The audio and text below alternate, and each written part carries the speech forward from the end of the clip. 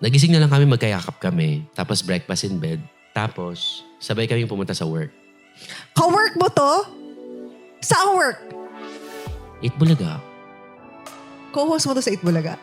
Host talaga siya sa Eat Bulaga. Alan K. Anong ganap sa mundo ng showbiz? Umani ng ingay online ang revelasyon ng singer-comedian na si Eko Karingal matapos niyang amining nagkakaroon daw siya noon ng one-night stand sa isang kilalang host ng Eat Bulaga.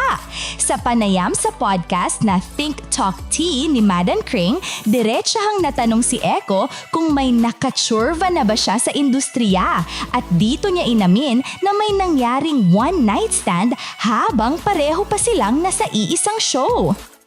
Kwento niya, inaya raw siya sa bahay, nauwi sa inuman, Netflix and chill, at nagising na lang daw silang magkayakap kinabukasan, may breakfast and bed bago sabay pumasok sa trabaho.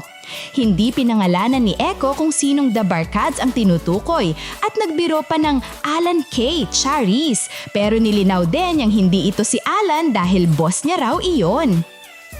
Bagamat ayaw na raw nitong i-isplok pa ng todo para hindi rin i-out ang kung sino man, iniwan ni Eko ang lahat sa isang pahaging.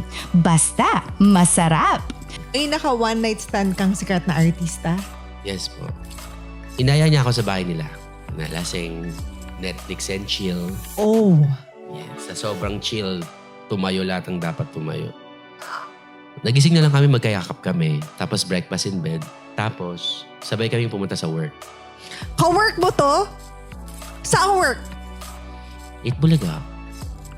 Co-host mo to sa Itbulaga? Host talaga siya sa Eat Bulaga. Alan K. Charis! Charis! Si Alan K ba? Hindi, no. Okay, Boss ko okay. yun eh. Sa masarap. Ang tanong, sa tingin nyo, marketing lang ba to para pag-usapan siya? O may posibilidad na may mabuking na pangalan kapag may ibang insider na nagsalita?